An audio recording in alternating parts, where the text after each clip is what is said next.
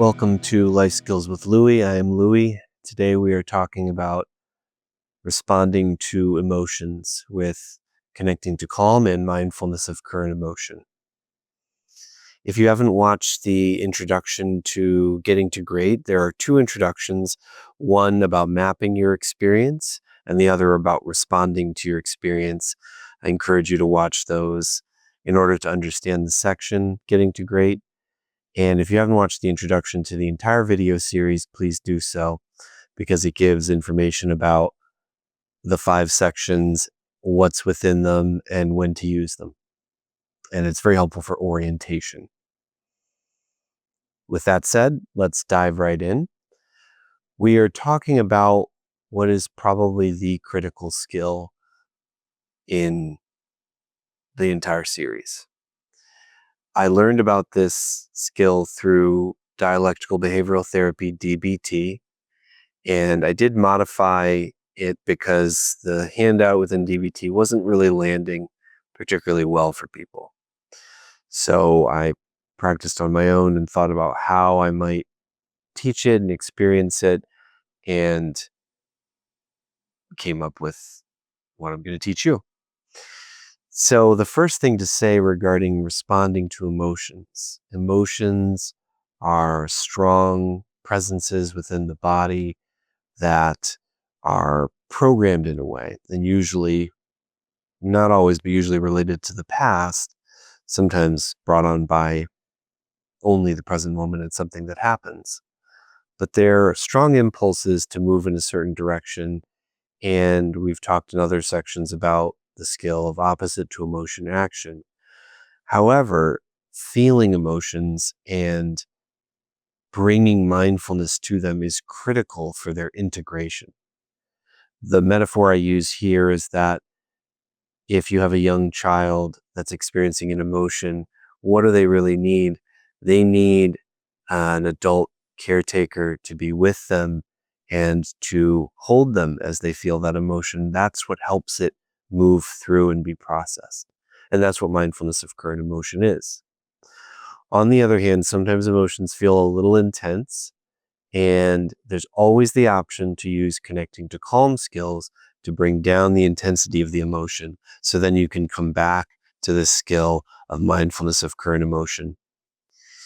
If you want to master getting to great, you will need to practice this skill. And many different areas of response, responding to your thoughts, responding to your sensations, will eventually lead you to emotion where then you practice this skill. It's not either or, you do one thing and then the other. They lead into each other, which is why I created the diagram that has the circles that intersect. So eventually you will find yourself at mindfulness of current emotion. And I'm going to give a primer on how to practice it. Of course, listen to your own intuition, explore other ways to be mindful of emotion. You will know it's going well if you find yourself more able to hold, contain, be with emotion. And you will find that this practice is quite healing. So, to talk about mindfulness of current emotion, we go again to the same mindfulness principles and we shine the light of mindfulness on emotion itself, observing the emotion and what you are experiencing in the body while describing it. Describing sadness is arising within me. I feel it in my chest. It has a sensation like this, a heaviness. It feels warm. It feels cool. Describing really clearly and noticing when things move. If you find yourself getting too strongly pulled into an emotion, you can observe and describe your current situation. My name is Louie. My age is, I live. You can describe where you are at the moment. If you find yourself being pulled too far into the past, too strongly into emotion, to anchor yourself in the present moment, you can also describe what's around you. I see the sky, I see trees. That can help to anchor your attention in the present moment. Participate with the emotion you're experiencing. Be with it. You may find this includes imaginative practice where you see the emotion as some sort of an image and you interact with it. You may feel it in the body and interact with it through movement, through listening to your intuition and doing some kind of activity or gesture or saying something to the emotion that feels healing.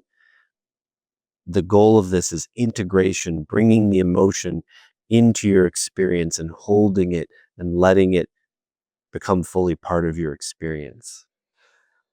Non-judgmentally, look for judgment of emotion and let it go. Validate emotion.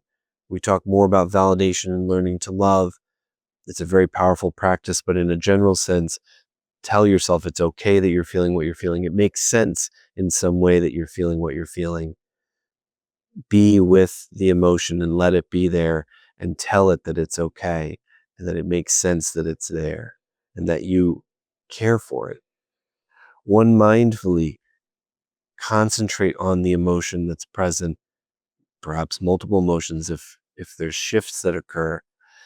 Notice if your mind is wandering somewhere else and bring it back to paying attention to the emotion that's present.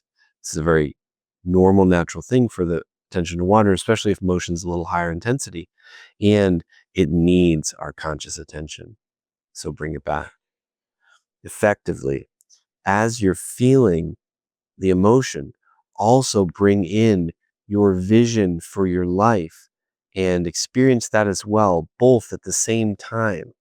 The emotion that's present and your visions and goals for your life, reminding the emotion of the direction that you're moving.